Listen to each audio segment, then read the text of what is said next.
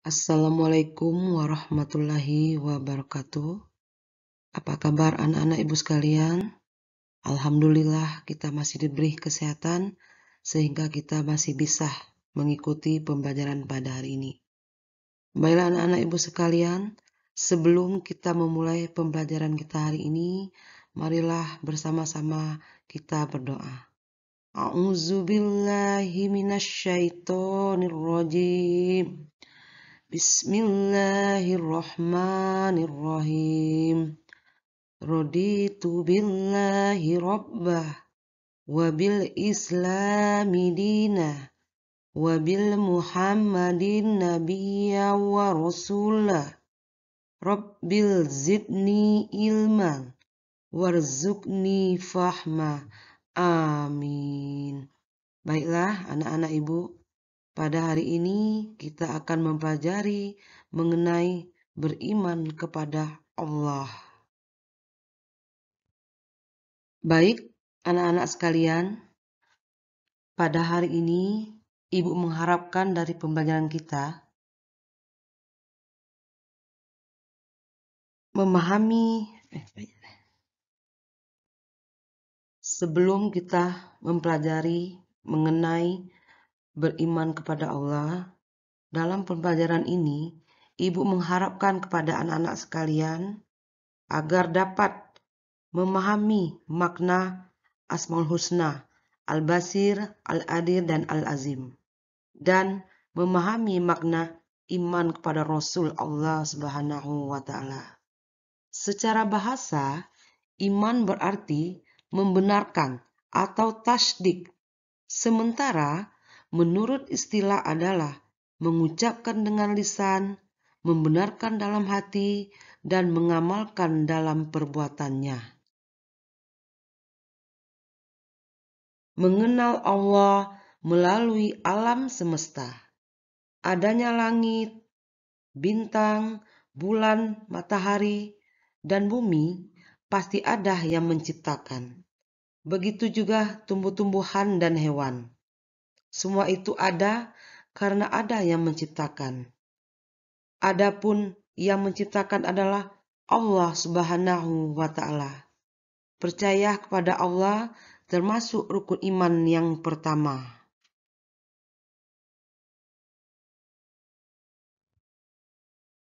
Kita harus percaya kepada Allah Subhanahu wa Ta'ala. Semua ciptaan Allah disebut makhluk. Makhluk ciptaan Allah terbagi menjadi dua macam. Yang pertama, makhluk nyata. Makhluk nyata adalah makhluk yang dapat dilihat atau dirasakan dengan indera. Contohnya manusia, hewan, dan tumbuhan. Dan juga Allah menciptakan benda mati seperti batu, tanah, air, dan gunung.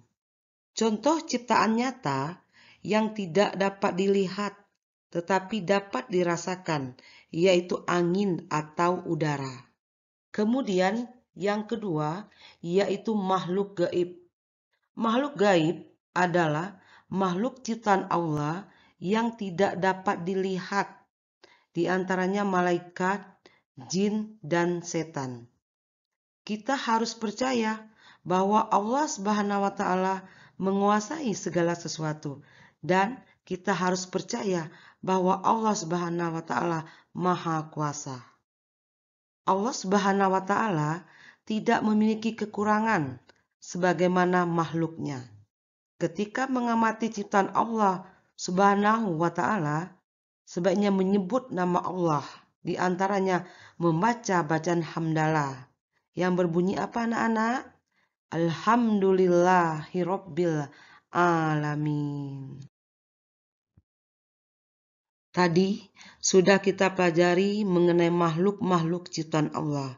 Selanjutnya, mengenal Allah Subhanahu wa Ta'ala melalui Al-Quran. Al-Quran dijadikan pedoman hidup umat manusia. Al-Quran ini terdiri dari 30 juz, 114 surah, dan 6.666 ayat. Jadi, anak-anak ibu sekalian, tadi kita sudah menyebutkan mengenal Allah melalui Al-Quran. Kandungan pokok di dalam Al-Quran berisi tentang yang pertama, keimanan kepada Allah Subhanahu wa taala yang berupa keimanan kita terhadap Allah, malaikat, kitab, rasul, hari akhir, serta qada dan qadar. Kemudian di dalam Al-Quran terkandung hukum seperti hukum pembagian warisan. Kemudian yang ketiga yaitu syariat, yaitu tentang ibadah, sholat, zakat, puasa, dan haji. Kemudian yang keempat yaitu tarik atau sejarah nabi-nabi terdahulu. Kita tidak akan tahu sejarah tentang nabi dan rasul, tentang orang-orang terdahulu kalau kita tidak tahu kandungan pokok yang ada di dalam Al-Quran. Kemudian yang kelima yaitu janji dan ancaman atau perintah dan larangan. Yang seperti apa anak-anak? Yaitu orang yang melakukan perintah Allah akan mendapat pahala dan orang yang melakukan larangan Allah akan mendapat dosa. Adanya surga dan neraka.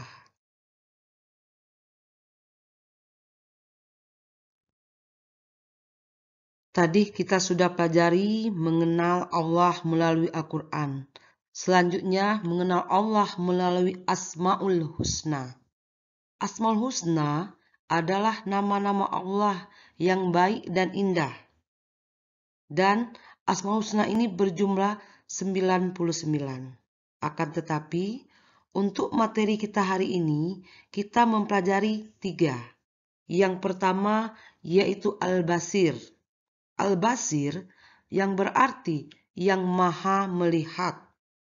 Allah Subhanahu wa taala selalu melihat dan mengetahui perbuatan makhluknya. Sebagaimana firman Allah dalam surat Al-Hujurat ayat 18 yang berarti sungguh Allah mengetahui apa yang gaib di langit dan di bumi. Dan Allah maha melihat apa yang kamu kerjakan. Yang kedua yaitu Al-Adil. Al-Adil artinya yang maha adil. Allah adalah zat yang maha adil, menempatkan segala sesuatu dengan tepat. Keadilan Allah ini bersifat mutlak. Segala perbuatannya benar-benar bijaksana dan dilandasi oleh perhitungan yang sangat matang. Allah Subhanahu wa taala tidak akan pernah salah dalam hukuman ataupun pahala setiap manusia. Sifat al-adil terdapat dalam firman Allah, yaitu Quran surat At-Tin ayat yang ke-8 yang berarti, bukankah Allah hakim yang paling adil? Kemudian Al-Azim. Al-Azim artinya maha agung. Hanya Allah Subhanahu wa taala yang maha agung dan tidak membutuhkan pertolongan. Dia yang memenuhi semua kebutuhan makhluknya. Manusia membutuhkan pertolongannya dan membutuhkan pertolongan orang lain. Manusia tidak bisa hidup sendirian. Allah yang maha agung dalam segala sesuatu. Maha agungnya Allah, sifatnya, rahmatnya, kekuasaannya, pemberiannya, ampunannya, keadilannya, dan sebagainya. Allah Subhanahu wa taala adalah zat yang maha agung atau besar. Tidak ada keagungan yang melebihi keagungan Allah Subhanahu wa taala. Keagungan Allah tidak dapat diukur dengan panca indera. Sebagaimana firman Allah dalam Quran surat Al-Baqarah yang berarti, dan dia tidak merasa berat memelihara keduanya, dan dia maha tinggi, maha besar. Adapun contoh dari Asmaul Husna, yaitu contoh dari Al-Basir. Yang pertama berhati-hati dalam berbuat dan bertingkah laku, menggunakan segala sesuatu, karena segala yang kita perbuat Allah lihat, walaupun itu di dalam air sedalam mungkin, walaupun itu di dalam gelap yang sangat gelap gulita, karena Allah memiliki sifat Al-Basir. Kemudian Allah memberikan kita panca indera dan anggota tubuh yang lainnya hanya untuk berbuat yang baik. Jangan kita berbuat dalam hal yang tidak diinginkan oleh Allah. Kemudian lagi, menjaga setiap perbuatan kita dimanapun kita berada, karena setiap perbuatan kita pasti akan dimintai pertanggungjawabannya nanti. Kemudian contoh dari Al-Adil. Contoh dari Al-Adil, yang pertama, menghindari perbuatan yang tidak adil dan keluar dari yang telah digariskan oleh Allah. Kemudian, menyadari bahwa keadilan dapat mendekatkan diri pada takwa. Kemudian, berbicara dan berbuat dengan penuh keadilan, meskipun dirasakan pahit, serta dapat merugikan diri sendiri dan keluarga. Kemudian yang ketiga, contoh dari Al-Azim, yaitu tidak menyekutukan Allah, karena kita percaya keagungan Allah Subhanahu wa Ta'ala. Kemudian selalu mengagungkan Allah Subhanahu wa Ta'ala dengan cara bertasbih, bertahmid, dan bertakbir. Kemudian bersyukur setiap mendapat ilmu dan percaya bahwa itu karena keagungan Allah Subhanahu wa Ta'ala. Baiklah anak-anak ibu sekalian, demikianlah pembelajaran kita hari ini. Harapan ibu kalian mengerti apa yang kita pelajari hari ini, yaitu beriman kepada Allah Subhanahu wa Ta'ala.